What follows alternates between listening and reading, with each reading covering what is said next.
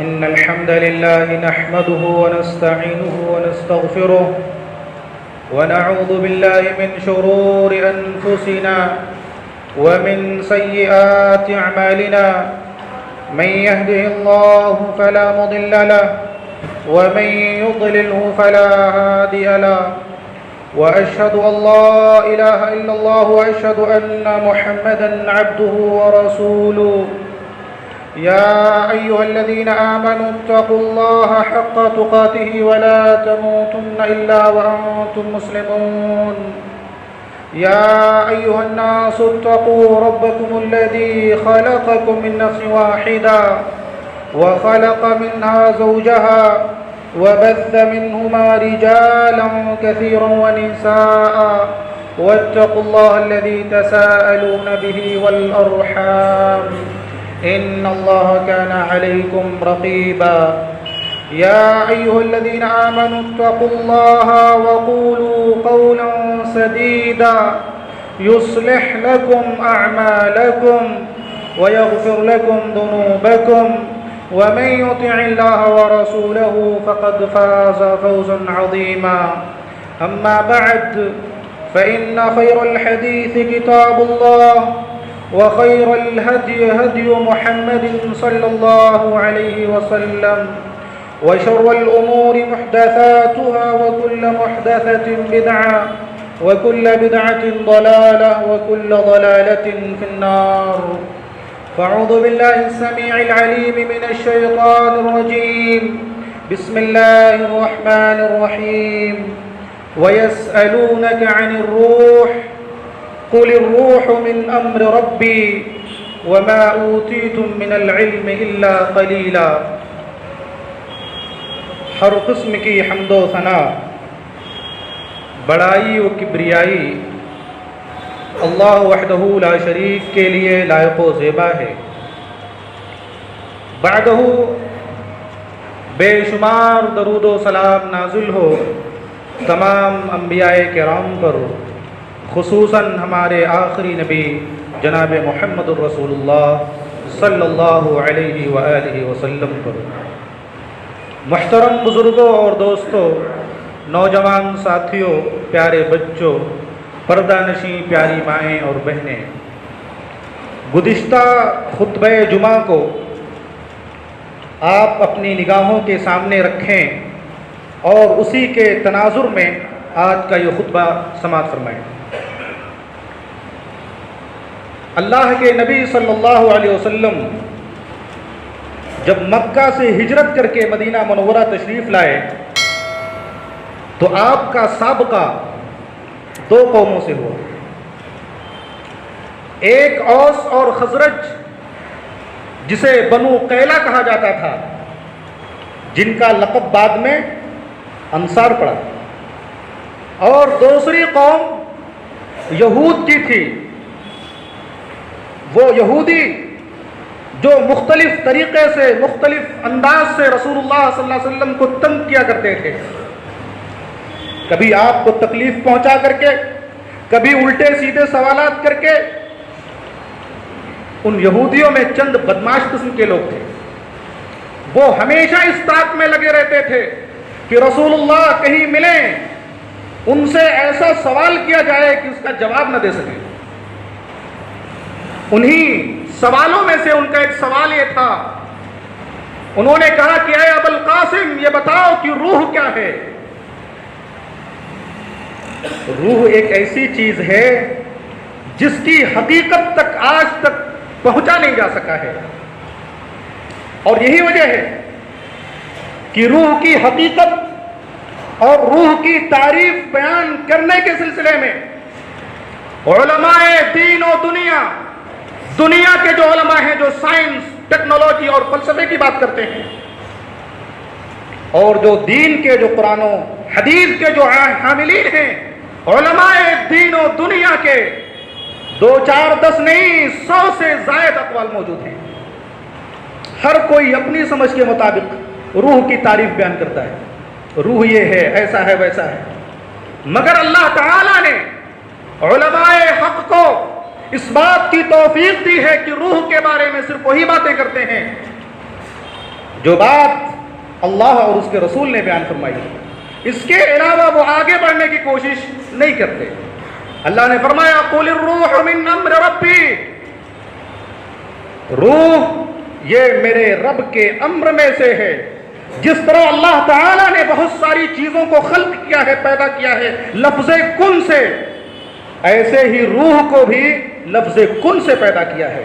وَمَا أُوتِيتُم مِّنَ الْعِلْمِ إِلَّا قَلِيلًا، اور تمہیں روح کے بارے میں تھوڑا نہیں بہت ہی تھوڑا علم عطا کیا گیا ہے۔ جو لوگ سائنس اور فلسفے کی بنیاد پر سوچتے ہیں انہوں نے تو یہاں تک ترقی کر لی ہے کہ جسم کے ایک ایک حصے کا وہ آپریشن کر لیتے ہیں، یہاں تک کہ جسم سے دل کو نکال کر کے گھنٹوں الگ رکھتے ہیں اور اس کے بعد اس کا آپریشن کرتے ہیں۔ مگر ان سے پوچھو کہ روح کیا ہے، روح کی حقیقت کیا ہے، روح کی شکل کیا ہے، روح کی ماہیت کیا ہے، انہیں ذرہ برابر بھی اس کے بارے میں علم نہیں۔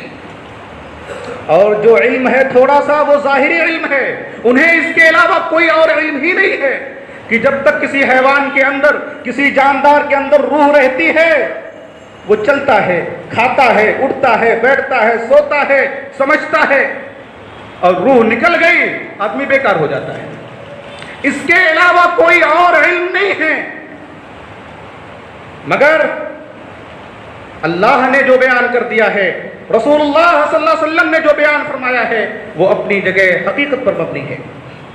تو آئیے روح کے بارے میں قرآن و حدیث کی روشنی میں سمجھنے کی کوشش کرتے ہیں۔ روح یہ را وا اور ہا سے مشتق ہے۔ را وا پیش روح، ہا ساکن روح، جس کے معنی ہیں وسعت اور کشادگی کے۔ جب تک یہ روح ہمارے دل کے اندر، ہمارے جسم کے اندر رہتی ہے ہمیں کشادگی ملتی ہے، بند ہو جائے تو تنگی آ جاتی ہے، اور اسی وجہ سے سانس کو بھی روح کہا جاتا ہے۔ اور اللہ تعالیٰ کی جو رحمت ہے اس رحمت کو بھی روح سے تعبیر کیا گیا ہے۔ آدمی کو اللہ تعالیٰ جو نعمتیں اور رحمتیں عطا کرتا ہے جب اسے ملتی ہیں تو وہ کشادگی محسوس کرتا ہے، اور رحمتیں اور نعمتیں چھین لے اللہ تعالیٰ تو آدمی کو چٹیل میدان میں، صحرا میں، کھلے میدان میں چھوڑ دے، وہاں اسے تنگی محسوس ہوگی۔ اور اسی طریقے سے روح کے بہت سارے معانی ہیں۔ روح حضرت جبریل علیہ السلام کو بھی روح کہا گیا ہے۔ تنزل الملائکۃ والروح، حضرت جبریل علیہ السلام کو بھی روح کہا گیا ہے۔ قرآن کو، وحی کو بھی روح کہا گیا ہے۔ وَكَذَلِكَ أَوْحَيْنَا إِلَيْكَ رُوحًا مِّنْ أَمْرِنَا، روح یہ نفس جو ہماری جان ہے اس کو بھی روح کہا گیا ہے۔ ہم دعا پڑھتے ہیں اللہم اسلمت نفسی الیک ووجہت وجہی الیک وفوضت امری الیک، تو جو نفس ہے اللہم اسلمت نفسی، اے اللہ میں نے اپنی روح کو تیرے حوالے کر دیا ہے، یہ روح ہی ہے، جان کے معنی میں ہے۔ علامہ ابن جوزی رحمہ اللہ نے روح کے تقریباً 8 یا 10 معنی بیان کیے ہیں، اور یہ روح یہ الگ ہے، جسم الگ ہے، دونوں ایک نہیں ہے۔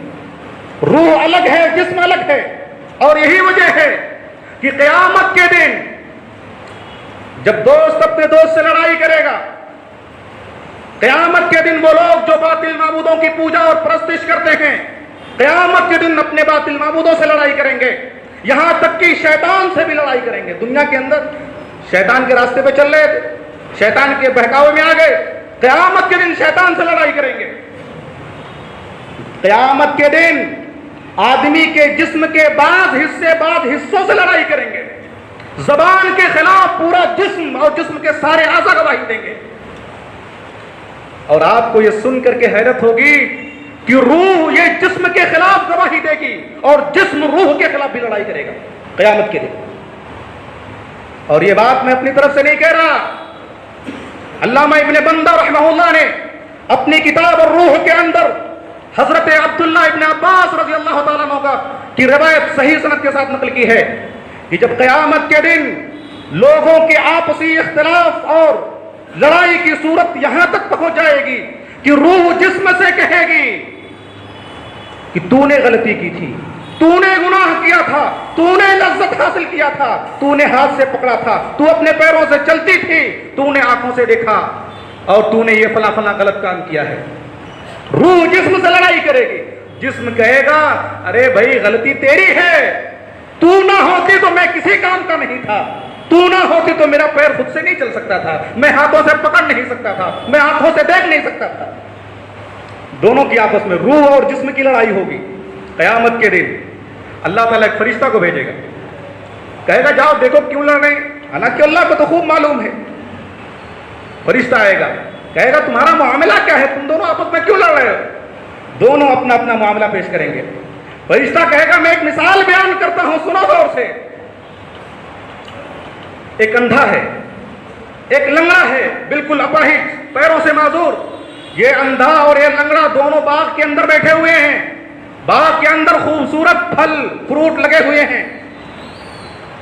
جو اندھا ہے وہ چل تو سکتا ہے مگر دیکھ نہیں سکتا، توڑ نہیں سکتا پھلوں کو، اور جو لنگڑا ہے وہ دیکھ تو سکتا ہے، توڑ تو سکتا ہے مگر چل نہیں سکتا۔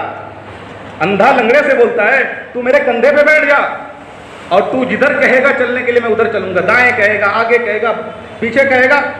تو لنگڑا اس کے کندھے پہ بیٹھ جاتا ہے اور جہاں چاہتا ہے اس کو لے کے جاتا ہے اور اس کو پھل توڑتا ہے۔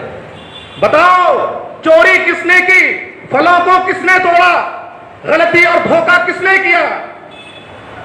روح بولتی ہے کہ دونوں نے جرم کیا ہے۔ اندھے نے بھی غلطی کی ہے، اس لیے کہ بنیاد بہکنے کی وہی ہوا ہے، اور اسی طرح سے لنگڑا بھی کہے گا، روح جسم بھی کہے گا کہ غلطی دونوں کی ہے۔ تو فرشتہ کہے گا تم دونوں کی بالکل یہی مثال ہے۔ اگر روح ہوتی، جسم نہ ہوتا تو روح بذات خود کچھ کر نہیں پاتی، اور جسم ہوتا، روح نہ ہوتی، روح ہوتا، جسم نہ ہوتا تو پھر جسم خود سے چل نہیں سکتا، خود سے پھر نہیں سکتا، لہذا تم دونوں کو عذاب ملے گا۔ اور یہی وجہ ہے کہ قبر کے اندر جسم اور روح دونوں کو عذاب ملتا ہے۔ بعض لوگ کہتے ہیں کہ صرف روح کو عذاب ملتا ہے، غلط۔ قبر کے اندر، عالم برزخ کے اندر روح اور جسم دونوں کو عذاب ملتا ہے۔ تو یہ تمام باتیں اس بات کی دلیل ہے کہ روح الگ ہے اور جسم الگ ہے۔ سوال یہ ہے کہ یہ روح کیسے ہمارے اندر داخل ہوئی ہے؟ روح ہمارے جسم کے اوپر کے حصے سے ہوا کی شکل میں داخل ہوئی ہے۔ اس کی شکل، اس کی صورت کیسی ہے، اللہ کے علاوہ کسی کو معلوم نہیں۔ روح کی شکل و صورت اللہ کے علاوہ کسی کو معلوم نہیں ہے، مگر اتنی بات ضرور ہے کہ یہ روح چڑھتی بھی ہے، یہ روح اترتی بھی ہے، یہ روح سنتی بھی ہے، یہ روح دیکھتی بھی ہے، یہ روح تکلیف بھی محسوس کرتی ہے، یہ روح لذت بھی محسوس کرتی ہے، مگر اس کا سننا، اس کا دیکھنا، اس کا لذت محسوس کرنا، تکلیف محسوس کرنا ہمارے جسم کے طریقے سے نہیں ہے۔ اور یہ روح ہمارے جسم کے اندر 5 طرح سے اس کا تعلق ہے۔ روح کا جو تعلق ہے ہمارے جسم سے 5 قسم کا تعلق ہے۔ آدمی جب ماں کے پیٹ میں ہوتا ہے، بچہ جنین، اس کا ایک تعلق ہوتا ہے، چند مہینوں کے لیے اس کا تعلق ہوتا ہے، 8-9 مہینے کے لیے، تو ایک تعلق تو ماں کے پیٹ کے اندر ہوتا ہے۔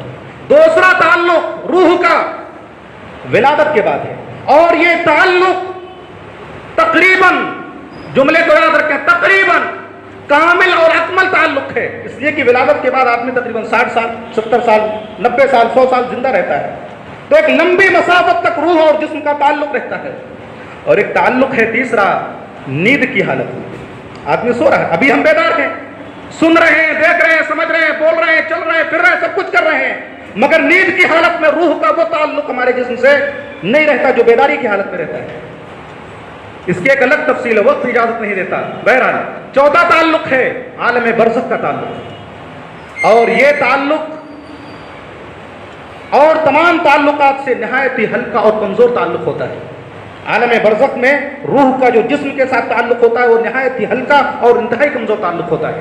اور 5واں جو تعلق ہوتا ہے روح کا جسم کے ساتھ، وہ سب سے مضبوط اور پائیدار اور ہمیشہ رہنے والا، کبھی ختم نہ ہونے والا تعلق ہوتا ہے، اور وہ میدان محشر کے اندر قیامت کے دن جب روحوں کو ان کے جسموں سے ملایا جائے گا تو اس وقت نہ نیند آئے گی، نہ اونگ آئے گی، نہ ہی موت آئے گی، روح ہمیشہ ہمیشہ کے لیے اپنے جسم کے اندر داخل ہو جائے گی۔ جو لوگ جنت میں ہیں وہ ہمیشہ جنت میں رہیں گے، جو لوگ جہنم میں جائیں گے وہ ہمیشہ جہنم میں رہیں گے۔ یہ 5 قسم کا تعلق ہے روح کا ہمارے جسموں کے ساتھ۔ ایک سوال یہ ہے کہ روح کا مسکن کہاں ہے؟ روح رہتی کہاں ہے ہمارے جسم کے اندر؟ کہاں رہتی ہے؟ کسی کو معلوم؟ ہمارے جسم کے اندر روح پورے جسم کے اندر رہتی ہے، اس کے لیے کوئی خاص جگہ نہیں ہے۔ پورے جسم کے اندر ہماری روح رہتی ہے، اس کے لیے کوئی خاص جگہ متعین نہیں ہے۔ البتہ ہمارے جسم کے بعض حصے سے روح کا تعلق انتہائی گہرا ہوتا ہے اور بعض حصے سے روح کا تعلق اتنا گہرا نہیں ہوتا ہے۔ یہ بال ہے، آپ اس کو ذرا کھینچ کر کے دیکھیے، آپ کو احساس ہوگا کہ اس کے اندر بھی روح ہے، مگر وہ تعلق روح کا جو ہمارے دل سے ہے اتنا گہرا تعلق ہماری اس بال سے نہیں۔ تو روح ہمارے جسم کے پورے حصے سے ہے، بعض کا تعلق بعض اعضاء سے گہرا ہے اور بعض سے تھوڑا کم گہرا ہے۔ اللہ تعالیٰ نے پہلے روحوں کو بنایا ہے یا پہلے جسموں کو بنایا ہے؟ پہلے روح کو پیدا کیا ہے۔ اللہ نے سورہ اعراف کی آیت وَلَقَدْ خَلَقْنَاكُمْ ثُمَّ صَوَّرْنَاكُمْ کہ ہم نے پہلے تم کو پیدا کیا ہے پھر تمہاری صورت گری کی ہے۔ تمہیں ہم نے پہلے پیدا کیا ہے پھر تمہاری تصویر بنائی ہے، تمہارے یہ جسموں کو بنایا ہے ہم نے۔ اور اسی لیے آگے ہے ثم قلنا للملائکۃ اسجدوا، یہ کون ہے؟ حضرت آدم علیہ السلام کے بارے میں کہا جا رہا ہے، اور مفسر بولتا ہے کہ وہ خلقناکم سے مراد روح ہے، کہ اللہ نے روح کو پہلے پیدا کیا ہے۔ اور یہ بات میں اپنی طرف سے نہیں کہہ رہا، امام اسحاق بن راہوے ایک بہت بڑے امام گزرے ہیں، امام بخاری رحمہ اللہ کے استاذ، امام احمد بن حنبل کے ساتھیوں میں سے، ان کا بھی مذہب چلتا تھا امام اسحاق بن راہوے کا، جیسے آج کل چاروں اماموں کا مذہب چل رہا ہے، ایسے ہی اس زمانے میں امام اسحاق بن راہوے جو امام بخاری کے استاد ہیں ان کے نام پر مذہب چلتا تھا۔ اور امام ابن خزیمہ رحمہ اللہ، انہوں نے کتاب لکھی ہے صحیح ابن خزیمہ، انہی کے مذہب پر لکھی ہے۔ تو المہم امام اسحاق بن راہوے کہتے ہیں امام بخاری کے استاد کہ تمام اہل سنت کا اس بات پر اجماع ہے کہ اللہ تعالیٰ نے انسانوں کی روحوں کو ان کے جسموں سے پہلے پیدا کیا ہے، روحوں کو پہلے بنایا ہے، ہماری آپ کی اور تمام آدم کی ذریت کو ان کے جسموں کو ان کی روحوں سے بعد میں بنایا ہے، روحوں کو پہلے بنایا ہے۔ اور دلیل وَإِذْ أَخَذَ رَبُّكَ مِن بَنِي آدَمَ کہ جب اللہ تعالیٰ نے آدم کی پشت سے ان کی تمام ذریت کو نکالا، من ظہورہم، ان کی پشت سے ان کی تمام ذریت کو نکالا، وَأَشْهَدَهُمْ عَلَىٰ أَنفُسِهِمْ، انہیں گواہی کے لیے انہیں گواہ بنایا، أَلَسْتُ بِرَبِّكُمْ، اے لوگوں بتاؤ کیا میں تمہارا رب نہیں ہوں؟ ہم تمام لوگوں نے اور قیامت تک آنے والی تمام ذریت نے ہم نے اقرار کیا ہے، بلا کیوں نہیں ہے ہمارے رب، تو ہمارا رب ہے، تو ہمارا پروردگار ہے۔ اللہ نے فرمایا یہ بات میں اس لیے کر رہا ہوں، یہ اقرار میں تم سے اس لیے لے رہا ہوں، کہیں کل تم قیامت کے دن پلٹی نہ مار دو، کہیں تم مکر نہ جاؤ، کہیں تم یہ کہنے نہ لگو کہ ہمارے پاس کوئی بشیر و نذیر نہیں آیا، ہمارے پاس کوئی ڈرانے والا کوئی بتانے والا نہیں آیا، اس وجہ سے میں یہ اقرار لے رہا ہوں۔ اور حدیث میں ہے کہ نعمان وادی کے اندر اللہ تعالیٰ نے جو میدان عرفات کے اندر ہے، اس وادی میں اللہ تعالیٰ نے حضرت آدم علیہ السلام کو کھڑا کیا اور کھڑا کر کے ان کی پشت پر اپنا ہاتھ رکھا، ان کی پیٹھ پر، اور ایسے کیا۔ ظاہر ہے یہ مثال ہے، اللہ مثالوں سے پاک ہے۔ اور پھر حضرت آدم علیہ السلام کی پشت سے قیامت تک آنے والی تمام ذریت کو نیچے گرا دیا، اور تمام لوگ حدیث کے اندر ہیں کہ چھوٹی چونٹیوں کے مانند پوری زمین کے اوپر پھیل گئے۔ اس کے بعد اللہ نے اقرار لیا کہ اے لوگوں بتاؤ کیا میں تمہارا رب نہیں ہوں؟ کیا میں تمہارا معبود نہیں ہوں؟ کیا میں نے تم کو پیدا نہیں کیا ہے؟ کیا تمہاری عبادتوں کا حقدار صرف میں ہی نہیں ہوں؟ اس وقت موجود تمام لوگوں نے، جس میں ہم بھی تھے، آپ بھی تھے، ہمارے آبا و اجداد بھی تھے، اور قیامت تک آنے والی تمام نسلیں بھی موجود تھیں، ہم نے اقرار لیا ہوا ہے۔ سب نے کہا کہ کیوں نہیں، اے اللہ تو ہمارا رب ہے، تو ہمارا معبود ہے، تو ہی نے ہم کو پیدا کیا ہے، اور تو ہی ہماری عبادتوں کا صرف اکیلا حقدار ہے. یہ ہم نے اقرار کیا ہوا ہے. یہ اور بات ہے کہ ہم کو یاد نہیں ہے. یاد ہے آپ کو؟ کسی کو یاد ہے کہ ہم نے اللہ سے یہ عہد اور یہ اقرار لیا ہوا ہے؟ کسی کو یاد نہیں ہے. مگر کوئی یہ نہیں کہہ سکتا کہ بھیا ہم کو تو یاد ہی نہیں ہے، تو ہم کیا جانیں. کوئی نہیں کہہ سکتا، اس لیے کہ کسی چیز کا یاد نہ ہونا اس کے نہ ہونے کی یا اس کام کے نہ ہونے کی دلیل نہیں ہے. ورنہ بہت ساری چیزیں ہیں جو ہمیں اور آپ کو یاد نہیں ہیں. کوئی کسی کو یاد ہے کہ اس نے اپنی ماں کا دودھ پیا ہے؟ ہم کو تو نہیں یاد ہے کہ ہم نے اپنی ماں کا دودھ پیا، لیکن پیا ہے. کسی کو یاد ہے کہ اپنی ماں کے پیٹ میں اس نے پرورش پائی ہے؟ کسی کو یاد نہیں ہے. کسی کو یاد ہے کہ وہ اپنی ماں کی گود سے کھیلا ہے؟ کسی کو یاد نہیں ہے. تو کیا یاد نہ ہونا اس بات کی دلیل ہے کہ ہم نے اپنی ماں کا دودھ نہیں پیا ہے، ہم نے اپنی ماں کی گود سے نہیں کھیلا ہے؟ تو یاد نہ ہونا اس بات کی دلیل نہیں ہے. تو یہ آیات اور یہ حدیث یہ بتاتی ہے کہ اللہ تعالیٰ نے روحوں کو انسانی جسموں سے پہلے بنایا ہے اور جسموں کو بعد میں بنایا ہے. یہیں پر ایک دوسرا سوال ہے کہ وہ روحیں جو ہمارے جسم میں داخل ہوئی ہیں، ہمارے جسم میں داخل ہونے سے پہلے یہ روحیں کہاں تھی؟ یا وہ ہماری آل و اولاد یا قیامت تک پیدا ہونے والے وہ لوگ جو ابھی پیدا نہیں ہوئے ہیں، ان کی روحیں کہاں موجود ہیں؟ کسی کو معلوم ہے؟ وہ روحیں جو ابھی جسموں میں داخل نہیں ہوئی، اور روحیں کہاں ہیں؟ حضرت آدم علیہ السلام کے پاس. کہاں ہیں؟ حضرت آدم علیہ السلام کے پاس ہیں. صحیح بخاری اور صحیح مسلم کی وہ حدیث جو معراج سے متعلق ہے، بہت لمبی حدیث ہے، مختصر یہ کہ رسول اللہ صلی اللہ علیہ وسلم نے ارشاد فرمایا کہ جب میں فرشتے نے جبریل نے مجھے لے کر کے پہلے آسمان پر گئے، وہاں مجھے خوش آمدید کہا گیا، میری نبوت کا اقرار کیا گیا. وہاں میں نے دیکھا کہ ایک آدمی سانولے رنگ کے بیٹھے ہوئے، سانولے رنگ کے. حضرت آدم علیہ السلام، حضرت آدم سانولے رنگ کے ہیں. جی کیسے ہیں؟ سانولے رنگ کے ہیں. ان کی تخلیق انشاءاللہ کسی دوسرے موضوع پر ہم بیان کریں گے انشاءاللہ، کیسے ان کی تخلیق ہوئی، ان کے رنگ اور ہمارے تمام لوگوں کے رنگ. لہذا سانولے اور کالے رنگوں کو برا نہیں سمجھنا چاہیے. سانولے رنگ، اور آدم کا معنی ہی ہوتا ہے سانولا. آدم کا معنی کیا ہوتا ہے؟ سانولا. تو رسول اللہ صلی اللہ علیہ وسلم نے ارشاد فرمایا کہ میں نے دیکھا کہ ایک آدمی بیٹھے ہوئے سانولے رنگ کے، ان کے دائیں طرف ان کی کچھ روحیں ہیں اور ان کے بائیں طرف ان کی کچھ روحیں. صحیح بخاری اور مسلم کی حدیث.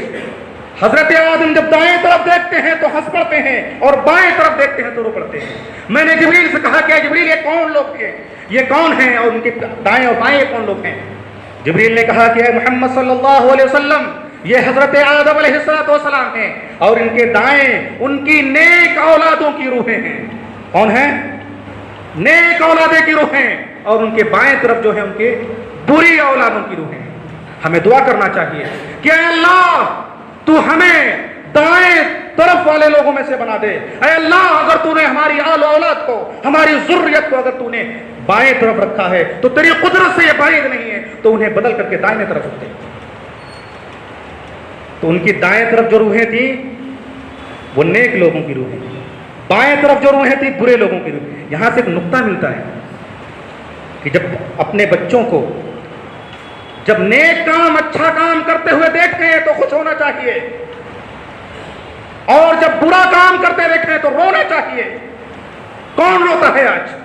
بچہ نماز نہیں پڑھتا، بچہ مسجد نہیں آتا، ہمیں کوئی غصہ نہیں آتا، ہمیں کوئی ناراضگی نہیں ہوتی، ہمیں کوئی رونا نہیں آتا ہے. لیکن وہی بچہ اگر فیل ہو جائے تو اسکول میں، وہی بچہ اگر ہماری بات نہ مانے تو پورے گھر کو سر کے اوپر اٹھا لیتے ہیں. اور صرف بچہ ہی نہیں، بچے کے ساتھ ساتھ میں بچے کی امی کو بھی زدو کو کرنا شروع کر دیتے. میں اتنی محنت سے کماتا ہوں، روپے پیسے دن رات محنت مزدوری کر کے، خون پسینہ بہا کر کے، اور تم بچوں کو سنبھال نہیں پاتی ہو، تم بچوں کی پرورش نہیں کر پاتی ہو. بچہ 10 سال کا ہو گیا، ابھی 2 پارے یاد نہیں. بچے سے پوچھو توحید کیا ہے. آج ہمارے گھروں کے اندر جو ماحول بنا ہوا ہے، بچہ کچھ بھی کرے والدین کو کوئی فرق نہیں پڑتا ہے. یہ حدیث بتا رہی ہے ہمارے باپ حضرت آدم علیہ السلام اپنے دائیں طرف دیکھ رہے ہیں اپنی ضروریت کو، اپنی اولاد کو، خوش ہو رہے ہیں، ہنس رہے ہیں. بائیں طرف دیکھ رہے ہیں، رو رہے ہیں. آج ہم اپنی اولاد کے لیے روتے ہیں. کون سا ایمان سی ایمان کی وہ کون سی قسم ہے جس کا دم بھرنے کے لیے ہم جی رہے ہیں؟ آج بچہ نافرمانی کر رہا ہے ہماری آپ کی، ہم غصے سے تلملا اٹھتے ہیں، مگر ہمارا بچہ اللہ اور اس کے رسول کی نافرمانی کر رہا ہے، ہمارے پیشانیوں پر شکن نہیں پڑتی ہے۔ ایمان کا وہ کون سا معیار ہے جس کا دم بھرنے کے لیے ہم اور آپ جی رہے ہیں؟ تو حضرت آدم علیہ السلام دائیں طرف دیکھ رہے ہیں، ان کی نیک اولادیں پوری۔ یہ حدیث بتا رہی ہے کہ وہ روحیں جو ابھی اپنے جسموں کے اندر داخل نہیں ہوئی ہیں وہ کہاں ہیں؟ حضرت آدم علیہ السلام کے پاس۔ اور وہ روحیں جو ہمارے جسموں سے نکل چکی ہیں، ہمارے آباء و اجداد جو گزر چکے ہیں، ان کی روحیں کہاں ہیں؟ کہاں ہیں؟ کسی کو معلوم ہے؟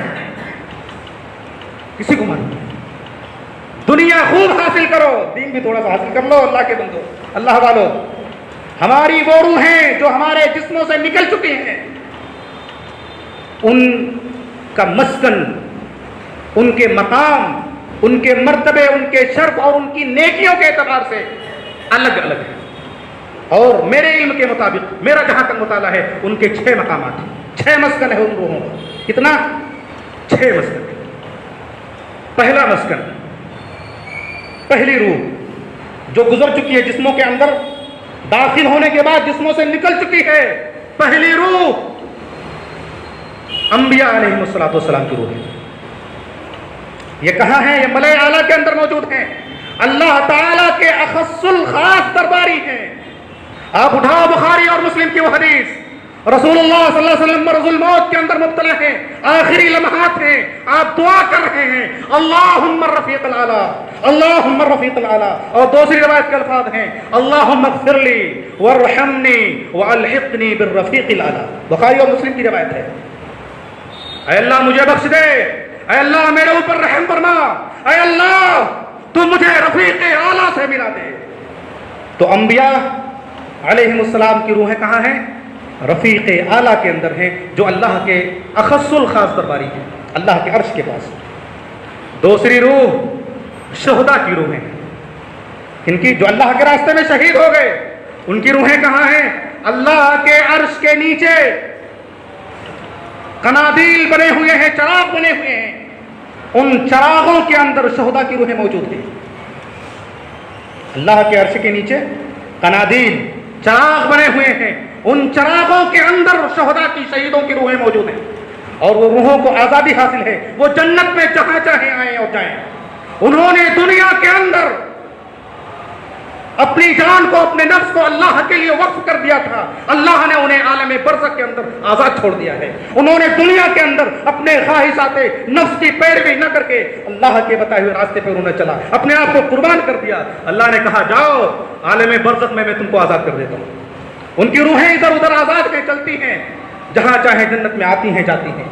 اور تیسری روح عام مومنین کی روحیں، عام مومنین کی روحیں، یہ کہاں ہیں؟ کسی کو معلوم؟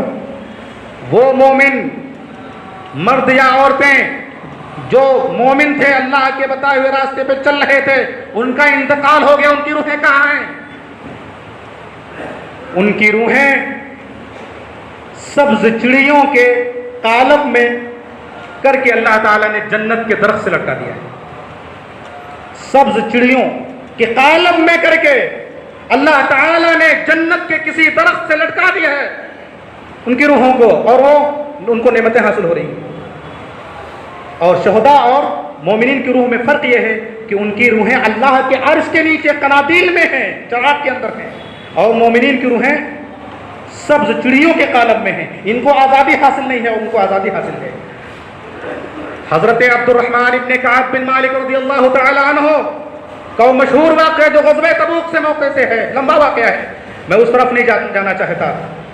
ان کے بیٹے کعب بن مالک رضی اللہ تعالیٰ عنہ کو فرماتے ہیں کہ میرے باپ کا جب انتقال ہونے کا وقت آیا تو ایک عورت جن کے بیٹے کا انتقال ہو گیا تھا، وہ عورت اپنے بچے کے انتقال پر بہت دکھی تھی۔ وہ آئی حضرت کعب بن مالک رضی اللہ تعالیٰ عنہ کے پاس اور کہنے لگی کہ اے کعب بن مالک، تم دنیا سے جا رہے ہو، فراق اور جدائی کا غم آ پہنچا ہے، دنیا سے رخصت ہو رہے ہو، ایسا کرنا، تم جب دنیا سے چلے جانا تو میرے بچے سے میرا سلام بول دینا۔ اللہ اکبر، صحیح روایت، میرے بچے سے میرا سلام بول دینا، سلام کہہ دینا۔ حضرت کعب ابن مالک کہتے ہیں کہ اللہ کی بندی، مجھے معلوم نہیں کہ میں کس حال میں وہاں ہوں گا، کس پریشانی میں مبتلا ہوں گا۔ ام مبشر نے کہا کہ اے کعب ابن مالک، کیا تمہیں رسول اللہ صلی اللہ علیہ وسلم کی وہ حدیث معلوم نہیں؟ آپ نے فرمایا ان ارواح المؤمنین فی اجواف الطیر، فی اجواف طیر خضر تعلق بشجر الجنہ۔ اے کعب ابن مالک، کیا تمہیں معلوم نہیں ہے کہ نیک مومنین کی روحیں اللہ تعالیٰ نے سبز چڑیوں کے کالم میں ڈال کر کے جنت کے درخت سے لٹکا دیا ہے۔ اے کعب ابن مالک، جب تمہارا گزر اس راستے سے ہوگا تو میرے بچے سے میرا سلام کر دے۔ اللہ اکبر۔ عرض کرنے کا مطلب یہ ہے، یہ حدیث بتاتی ہے کہ نیک مومنوں کی روحیں اللہ تعالیٰ نے سبز چڑیوں کے کالم میں کر کے جنت کے درخت سے لٹکا دیا ہے۔ چوتھی قسم وہ روحیں جو گنہگار ہیں، عام گنہگار مسلمانوں کی روحیں، وہ مسلمان جو نماز نہیں پڑھتے ہیں، وہ مسلمان جو روزہ نہیں رکھتے ہیں، وہ مسلمان جو سود کھاتے ہیں، وہ مسلمان جو شراب پیتے ہیں، وہ مسلمان جو گناہ کا کام کرتے ہیں، ان کی روحیں کہاں ہیں؟ کہاں ہیں ان کی روحیں؟ معلوم ہے کسی کو؟ اللہ والو بولو۔ حاویہ کے اندر ہے۔ کہاں ہے؟ حاویہ کے اندر ہے، جہنم کا ایک حصہ ہے۔ اللہ گنہگار مسلمان کی روحیں حاویہ کے اندر ہے۔ وَأَمَّا مَنْ خَفَّتْ مَوَازِينُهُ فَأُمُّهُ هَاوِيَةٌ وَمَا أَدْرَاكَ مَا هِيَ نَارٌ حَامِيَةٌ۔ جس کا ترازو قیامت کے دن ہلکا ہو جائے گا، اس کا ٹھکانہ جہنم ہوگا، حاویہ ہوگا۔ وَمَا أَدْرَاكَ مَا هِيَ، تمہیں کیا معلوم کیا حاویہ کیا ہے؟ نَارٌ حَامِيَةٌ، بھڑکتی ہوئی آگ ہے۔ اور یہ بات میں اپنی طرف سے بھی نہیں کہہ رہا، رسول اللہ صلی اللہ علیہ وسلم کی حدیث صحیح ابن حبان، مستدرک حاکم اور سنن نسائی کی روایت ہے۔ حضرت ابو ہریرہ رضی اللہ تعالیٰ عنہ فرماتے ہیں اذا حضر المؤمن اتته ملائکۃ الرحمۃ بحریرۃ بیضاء فیقولون اخرجی راضیۃ مرضیا عنہ الى روح وریحان ورب غیر غضبان۔ فرماتے ہیں جب ایک مومن کے وفات کا وقت قریب آتا ہے تو رحمت کے فرشتے اس کے پاس سفید ریشم کا کپڑا لے کر کے آتے ہیں، اور آنے کے بعد اس کی روح کو نکالتے ہیں، بولتے ہیں مرنے سے پہلے، آدمی کی روح نکلنے سے پہلے آدمی کو خوشخبری دے دی جاتی ہے کہ تیرا ٹھکانہ کیسا ہے۔ اخرجی راضیۃ مرضیا عنہ، خوشی سے نکل، تیرا رب تجھ سے راضی ہے اور تو اپنے رب سے راضی ہے۔ الی روح وریحان، چل خوشبوؤں کی طرف، باغوں کی طرف نکل، اور رب غیر غضبان، تیرا رب تجھ سے ناراض نہیں ہے۔ وہ روح نکلتی ہے۔ ایک لمبی حدیث ہے، تقریباً 1.5 صفحے کے اوپر موجود ہے حدیث۔ وہ حدیث، وہ روح جب پہنچتی ہے علیین، فرشتے اس کو لے کر کے علیین میں لے کے جاتے ہیں، تو وہاں پر موجود جو روحیں ہیں وہ اس روح کے اوپر ٹوٹ پڑتی ہے، جھپٹا مارتی ہے۔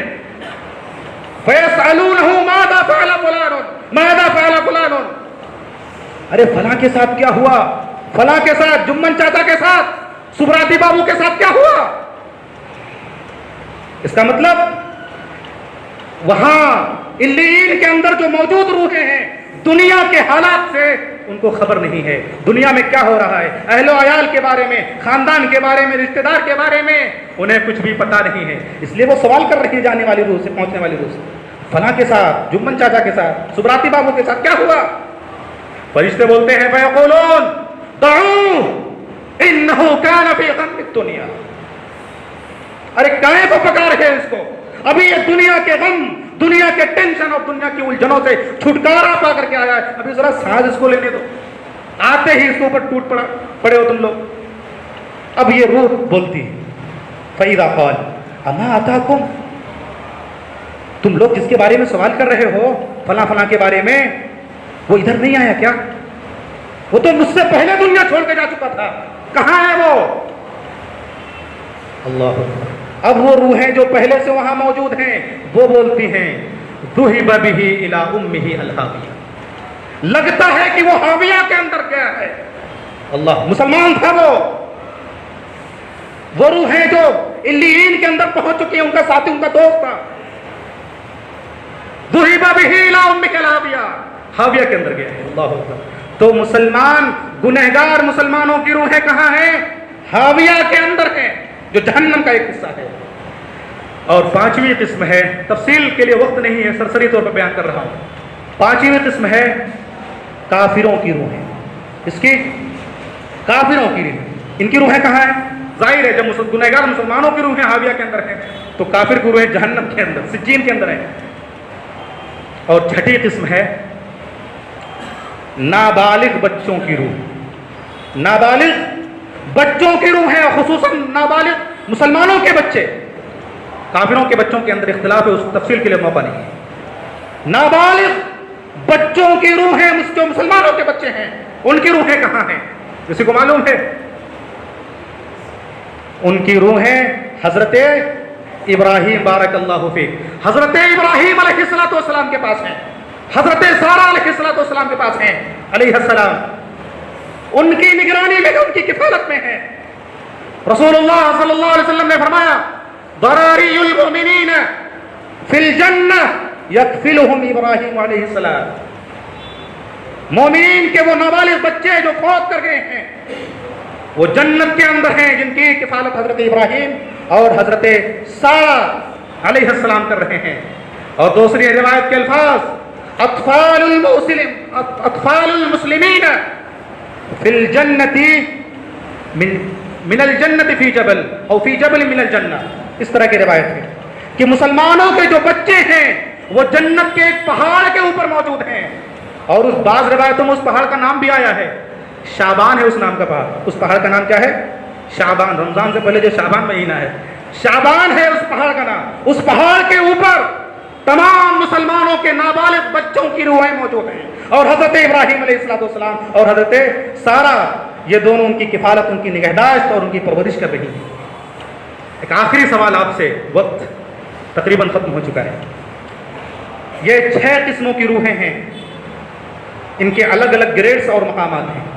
کیا کچھ روحیں ایسی بھی ہیں جو نہ جنت کے اندر ہیں نہ جہنم کے اندر ہیں، بلکہ ادھر ادھر بھٹک رہی ہیں؟ وہ روحیں جو اپنے مقام اور اپنے منزل تک نہیں پہنچ چکی ہیں، نہیں پہنچی ہیں. کچھ ایسی روحیں، کچھ روحیں ایسی ہیں جو نہ جنت میں ہے نہ جہنم میں ہے، ادھر ادھر بھٹک رہی ہیں وہ روحیں. جی، کچھ روحیں ایسی ہیں جو نہ جنت میں ہے نہ جہنم میں ہے، قید خانے کے اندر موجود ہیں، ادھر ادھر بھٹک رہی ہیں. اور روحیں کون سی روحیں ہیں؟ قرض دار آدمی کی روح. اللہ اکبر. انتہائی سنجیدگی کا مقام اور غور کرنے کی بات ہے. وہ لوگ جو قرض لے کر کے دیتے نہیں، ادا نہیں کرتے. ذرا سوچیں، کسی کی موت کی کوئی گارنٹی نہیں ہے، کم از کم اپنے قرض کو لکھ لیں، اپنے گھر والوں کو بتا دیں، وصیت کرتے رہا کریں. اس لیے رسول اللہ صلی اللہ علیہ وسلم کا فرمان نفس المؤمن معلقۃ بدینہ حتی یقضى عنہ، کہ مومنین کی روحیں معلق رہتی ہیں، قید خانے میں، جیل کے اندر رہتی ہیں. ان کی روحوں کو جنت میں جانے سے روک دیا جاتا ہے جب تک کہ ان کی طرف سے ان کا قرضہ ادا نہ کر دیا جائے. حضرت سعد الاطول رضی اللہ تعالی، آج بہت سارے لوگوں کی وفات ہوتی ہے.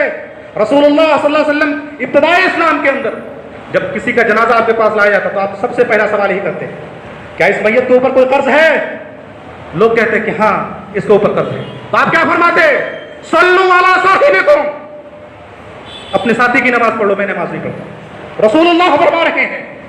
اور جب اسلام ذرا مضبوط ہو گیا، کشادہ ہو گیا، بیت المال کھول دیے گئے، خزانوں سے بیت المال بھر گیا، اور پھر رسول اللہ صلی اللہ علیہ وسلم کے پاس کوئی جنازہ لے کے آیا جاتا تو رسول اللہ کیا فرماتے؟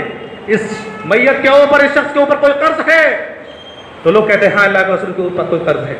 تو آپ فرماتے اس کا قرضہ میری طرف سے ہے، میں اس کا قرض ادا کروں گا. آج دنیا میں بھائی بھائی کی مدد نہیں کر رہا ہے. مرنے کے بعد کون سی امید لگائی جائے کہ بھائی کا قرض ادا کرے گا؟ حضرت سعد الاطول رضی اللہ تعالیٰ عنہ فرماتے ہیں کہ ان کے بھائی کا انتقال ہو گیا. مسند احمد اور سنن ترمذی کی روایت ہے. فرماتے ہیں کہ بھائی کا انتقال ہو گیا، ان کے اوپر قرضہ تھا، ان کے چھوٹے چھوٹے بچے تھے، معصوم بچے تھے، اور انہوں نے اپنے ترکے میں صرف 300 درہم چھوڑ کر کے گئے۔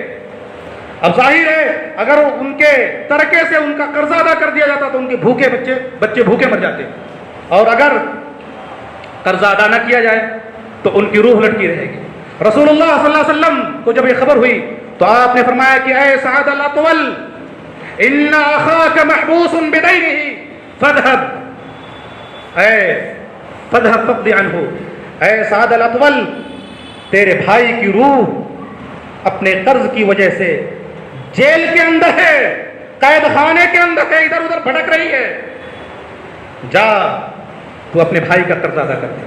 وہ کہتے ہیں کہ میں گیا اور جس نے جو بھی دعویٰ پیش کیا، جو بھی دلیل پیش کی، میں نے سب کی طرف سے اپنے بھائی کا قرض ادا کر دیا۔ ایک عورت آئی، اس نے بھی دعویٰ ٹھونک دیا، کہا کہ میرا بھی 3 درہم ہے تمہارے بھائی کے اوپر۔ لمبی حدیث ہے، وقت بہت زیادہ ہو رہا ہے۔ اللہ، ایک روح ایسی بھی ہے، ایک صحابی ایسے بھی ہیں کہ جنہوں نے مرنے کے بعد وصیت کی، مرنے کے بعد آدمی مر گیا، اس کے بعد وہ وصیت کر رہے ہیں اور ان کی وصیت کو پوری بھی کیا گیا ہے۔ حضرت ابوبکر صدیق رضی اللہ عنہ، روح کی ایک لمبی تفصیل ہے، پھر انشاءاللہ کسی موقع سے ہم اس کی تفصیل بیان کریں گے۔ وقت بہت زیادہ ہو رہا ہے۔ اللہ تعالیٰ سے میری دعا ہے کہ اللہ تعالیٰ ہمیں نیک اور سچے لوگوں میں سے بنائے، اللہ تعالیٰ ہمیں دائیں لوگوں کی طرف سے بنائے، اللہ تعالیٰ ہمیں اچھی سمجھ اور اچھے عمل کی توفیق عطا فرمائے، جب تک دنیا میں رکھے ایمان و اسلام پر رکھے، اور جب خاتمہ ہو تو ایمان پر ہو۔ اقول لکم ما تسمعون واستغفر اللہ لی ولکم ولسائر المسلمین واستغفروہ انہ هو الغفور الرحیم۔